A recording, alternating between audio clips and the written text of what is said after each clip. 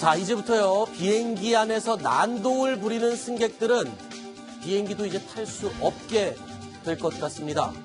대한항공이요, 국내 항공사들 가운데 처음으로 기내 난동 승객들의 탑승을 거부하는 일명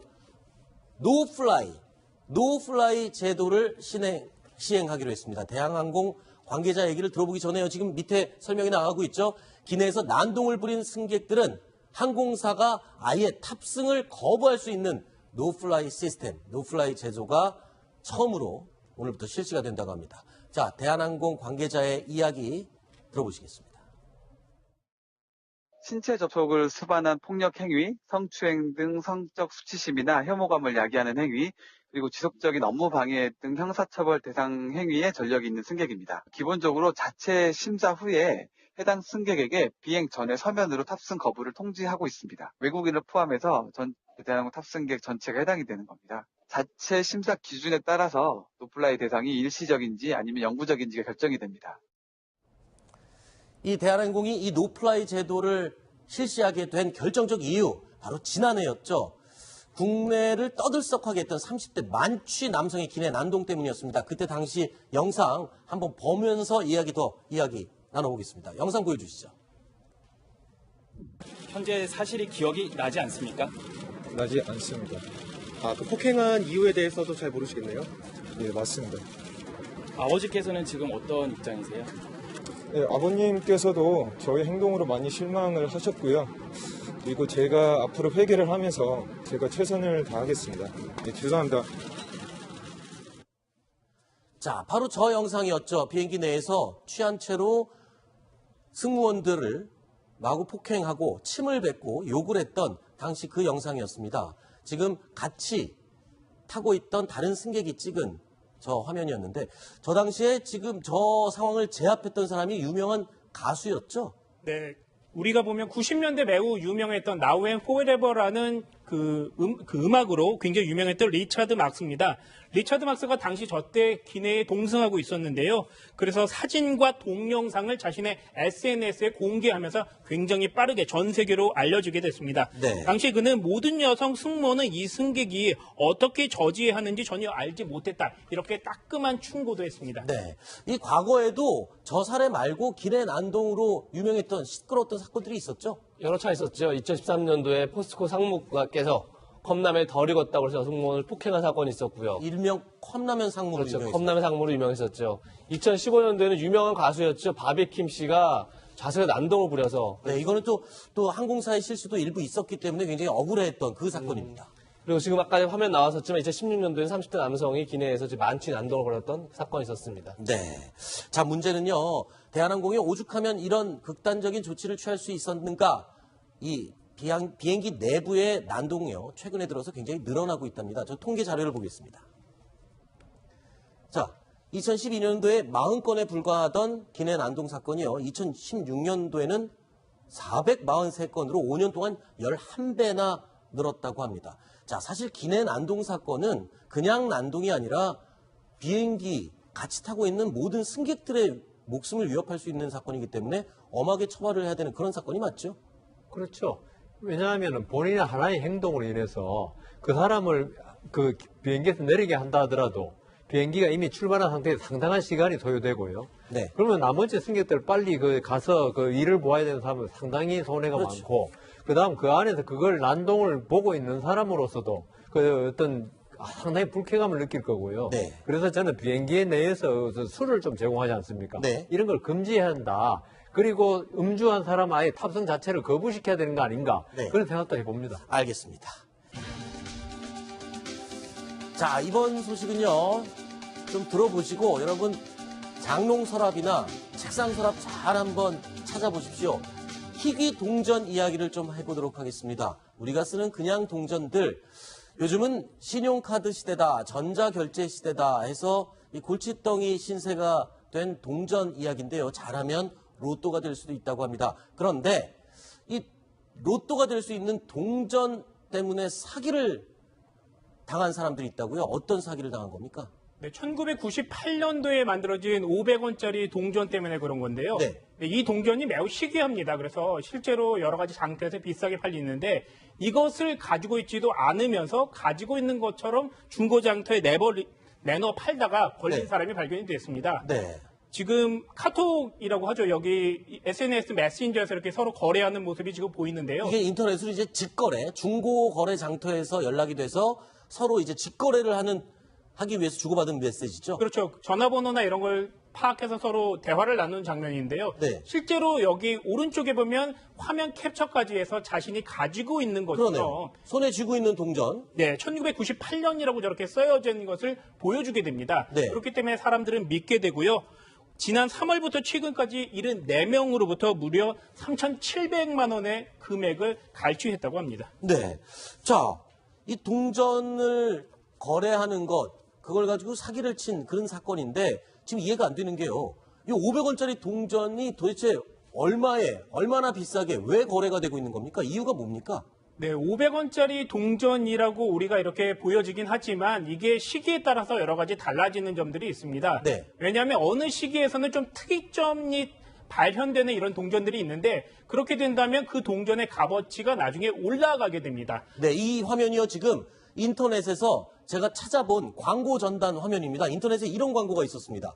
1998년 500원짜리 동전을 매입합니다.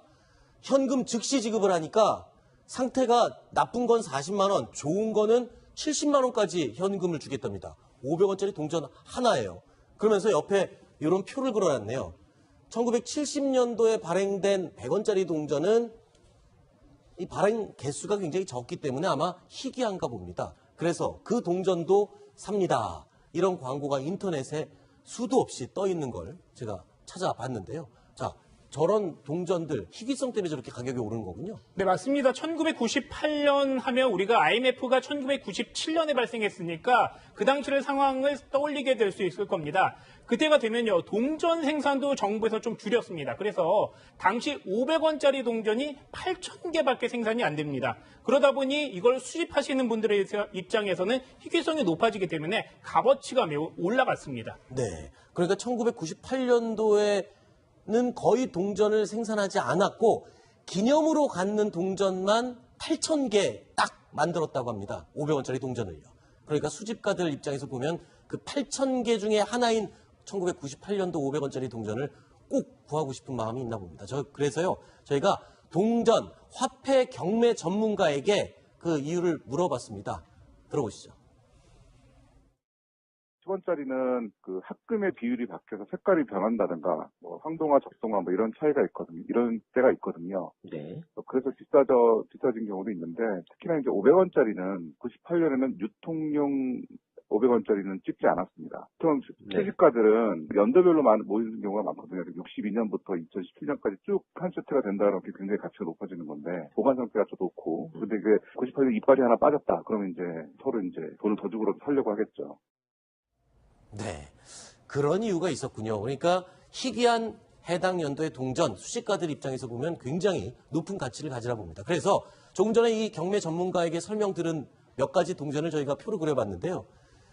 1970년도에 생산된 10원짜리 동전은요, 동이 88%나 함유가 됐다고 합니다. 그래서 이 색깔이 적동색이라 그래서 약간 붉은 빛을 띠는 10원짜리라고 합니다. 그래서 희귀성이 있어서 10원짜리 하나가 70만 원에서 80만 원에 수집가들 사이에 거래가 되고 있고요.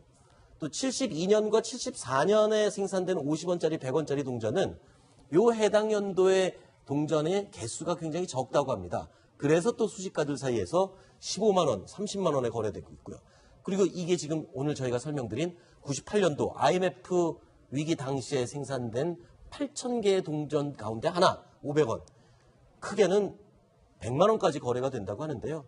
자, 희귀 동전들, 서랍 속에 동전이 있는지 한번 잘 찾아보십시오. 혹시 로또 될지 혹시 압니까? 이우정 기자, 예. 만약에 제가 지금 집에 가갖고 서랍 속에서 이 동전을 찾았다. 이거 어디다 갖다 팔 수 있는 겁니까? 일단 그 골동품 같은 걸 이렇게 거래하는 인터넷 그 사이트가 있습니다. 네. 거기에 일단 팔릴 수가 있고요. 네, 그리고 거기는 위험해요. 왜냐하면 사기당할 수 있으니까 네, 맞습니다. 저는 거기 안 팔 것 같아요. 맞습니다. 아까 네. 사례처럼 그럴 수 네. 있죠. 명동 회현동 지하상가에 가면 화폐상들이 많습니다. 아, 그래요? 예, 여기서도 또 전문적으로 많이 수집을 하기 때문에 여기에 가서 파실 수가 있습니다. 그러면 은행에 가져가서 내가 희귀동전 갖고 왔으니까 은행에 가서 파는 건 어떻습니까? 은행에 가면 액면가만 인정을 해줍니다. 그래서 50원짜리 가지고 가시면 50원짜리, 10원짜리면 10원짜리밖에 받지 못하게 됩니다. 그럼 1998년도 500원짜리 희귀동전을 가지고 가도 은행에서는 그냥 500원으로밖에 취급을 못 받는 거군요. 그렇죠. 아까 어디라고요? 그 회현동 그 화폐상 이쪽으로 한번 가보시면 될 것 같습니다. 알겠습니다. 일단 저희 집에 가서 빨리 서랍부터 뒤져봐야 될 것 같습니다. 자, 이제부터요. 비행기 안에서 난동을 부리는 승객들은 비행기도 이제 탈 수 없게 될 것 같습니다. 대한항공이요. 국내 항공사들 가운데는 처음으로 기내 난동 승객들의 탑승을 거부하는 일명 노플라이 제도를 시행하기로 했습니다. 대한항공 관계자 얘기를 들어보기 전에요. 지금 밑에 설명이 나가고 있죠.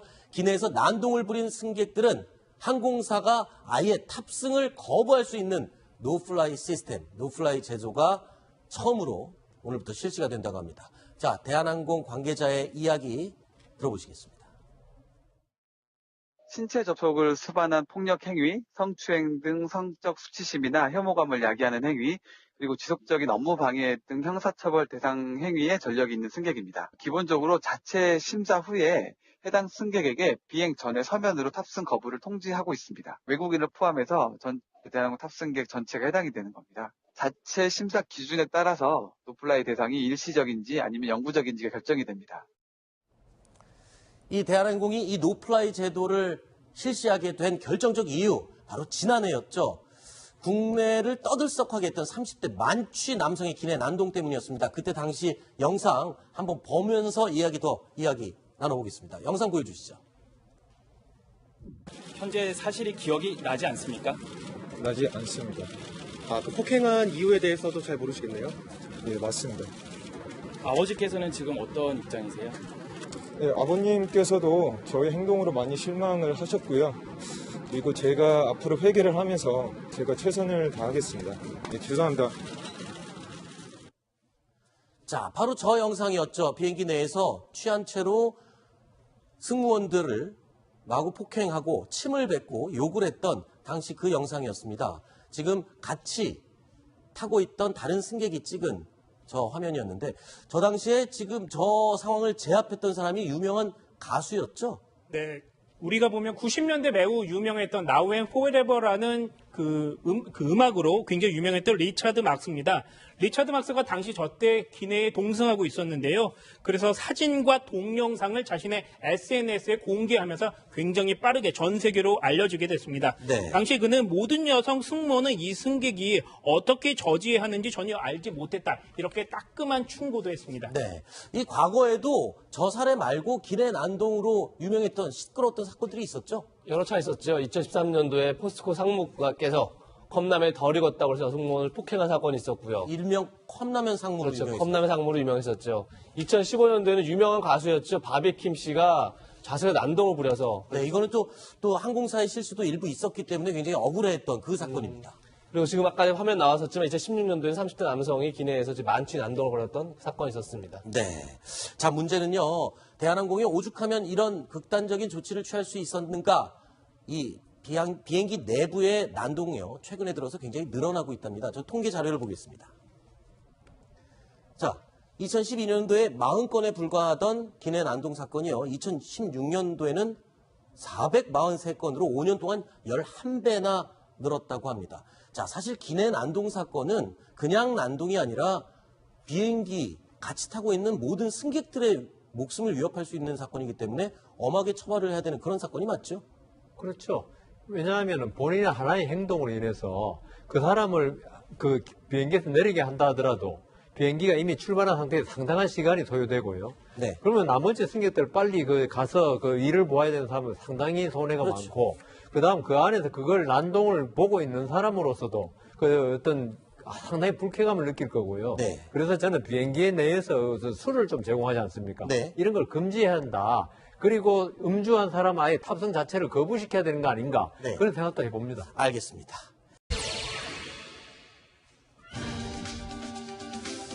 자, 이제부터요, 비행기 안에서 난동을 부리는 승객들은 비행기도 이제 탈 수 없게 될 것 같습니다. 대한항공이요, 국내 항공사들 가운데는 처음으로 기내 난동 승객들의 탑승을 거부하는 일명 노플라이 제도를 시행하기로 했습니다. 대한항공 관계자 얘기를 들어보기 전에요. 지금 밑에 설명이 나가고 있죠. 기내에서 난동을 부린 승객들은 항공사가 아예 탑승을 거부할 수 있는 노플라이 시스템, 노플라이 제도가 처음으로 오늘부터 실시가 된다고 합니다. 자, 대한항공 관계자의 이야기 들어보시겠습니다. 신체 접촉을 수반한 폭력 행위, 성추행 등 성적 수치심이나 혐오감을 야기하는 행위, 그리고 지속적인 업무 방해 등 형사처벌 대상 행위에 전력이 있는 승객입니다. 기본적으로 자체 심사 후에 해당 승객에게 비행 전에 서면으로 탑승 거부를 통지하고 있습니다. 외국인을 포함해서 대한항공 탑승객 전체가 해당이 되는 겁니다. 자체 심사 기준에 따라서 노플라이 대상이 일시적인지 아니면 영구적인지가 결정이 됩니다. 이 대한 짜리 동전 때문에 그런 건데요. 네. 이 동전이 매우 희귀합니다. 그래서 실제로 여러 가지 장터에서 비싸게 팔리는데 이것을 가지고 있지도 않으면서 가지고 있는 것처럼 중고장터에 내놓아 팔다가 걸린 네. 사람이 발견이 됐습니다. 네. 지금 카톡이라고 하죠. 여기 SNS 메신저에서 이렇게 서로 거래하는 모습이 지금 보이는데요. 이게 인터넷으로 이제 직거래, 중고거래 장터에서 연락이 돼서 서로 이제 직거래를 하기 위해서 주고받은 메시지죠. 그렇죠. 전화번호나 이런 걸 파악해서 서로 대화를 나누는 장면인데요. 네. 실제로 여기 오른쪽에 보면 화면 캡처까지 해서 자신이 가지고 있는 것처럼 그러네요. 손에 쥐고 있는 동전. 네, 1998년이라고 저렇게 쓰여져 있는 것을 보여주게 됩니다. 네. 그렇기 때문에 사람들은 믿게 되고요. 지난 3월부터 최근까지 74명으로부터 무려 3,700만 원의 금액을 갈취했다고 합니다. 네. 자, 이 동전을 거래하는 것, 그걸 가지고 사기를 친 그런 사건인데 지금 이해가 안 되는 게요. 이 500원짜리 동전이 도대체 얼마나 비싸게 왜 거래가 되고 있는 겁니까? 이유가 뭡니까? 네, 500원짜리 동전이라고 우리가 이렇게 보여지긴 하지만 이게 시기에 따라서 여러 가지 달라지는 점들이 있습니다. 네. 대한항공이 이 노플라이 제도를 실시하게 된 결정적 이유, 바로 지난해였죠. 국내를 떠들썩하게 했던 30대 만취 남성의 기내 난동 때문이었습니다. 그때 당시 영상 한번 보면서 이야기 나눠보겠습니다. 영상 보여주시죠. 현재 사실이 기억이 나지 않습니까? 나지 않습니다. 그 폭행한 이유에 대해서도 잘 모르시겠네요. 예, 맞습니다. 아버지께서는 지금 어떤 입장이세요? 예, 아버님께서도 저희 행동으로 많이 실망을 하셨고요. 그리고 제가 앞으로 회개를 하면서 제가 최선을 다하겠습니다. 예, 죄송합니다. 자, 바로 저 영상이었죠. 비행기 내에서 취한 채로 승무원들을 마구 폭행하고 침을 뱉고 욕을 했던 당시 그 영상이었습니다. 지금 같이 타고 있던 다른 승객이 찍은 저 화면이었는데 저 당시에 지금 저 상황을 제압했던 사람이 유명한 가수였죠. 네, 우리가 보면 90년대 매우 유명했던 Now and Forever라는 그 음악으로 굉장히 유명했던 리차드 막스입니다. 리차드 막스가 당시 저때 기내에 동승하고 있었는데요. 그래서 사진과 동영상을 자신의 SNS에 공개하면서 굉장히 빠르게 전 세계로 알려지게 됐습니다. 네. 당시 그는 모든 여성 승무원은 이 승객이 어떻게 저지해야 하는지 전혀 알지 못했다. 이렇게 따끔한 충고도 했습니다. 네. 이 과거에도 저 사례 말고 기내 난동으로 유명했던 시끄러웠던 사건들이 있었죠. 여러 차례 있었죠. 2013년도에 포스코 상무께서 컵라면에 덜 익었다고 해서 승무원을 폭행한 사건이 있었고요. 일명 컵라면 상무로 그렇죠. 유명했어요. 컵라면 상무로 유명했었죠. 2015년도에는 유명한 가수였죠. 바비킴 씨가 자석에 난동을 부려서 네, 이거는 또 항공사의 실수도 일부 있었기 때문에 굉장히 억울해했던 그 사건입니다. 그리고 지금 아까 화면 나왔었지만 2016년도에 30대 남성이 기내에서 만취 난동을 벌였던 사건이 있었습니다. 네. 자, 문제는요. 대한항공이 오죽하면 이런 극단적인 조치를 취할 수 있었는가? 이 비행기 내부의 난동이요. 최근에 들어서 굉장히 늘어나고 있답니다. 저 통계 자료를 보겠습니다. 자, 2012년도에 40건에 불과하던 기내 난동 사건이요. 2016년도에는 443건으로 5년 동안 11배나 늘었다고 합니다. 자, 사실 기내 난동 사건은 그냥 난동이 아니라 비행기 같이 타고 있는 모든 승객들의 목숨을 위협할 수 있는 사건이기 때문에 엄하게 처벌을 해야 되는 그런 사건이 맞죠? 그렇죠.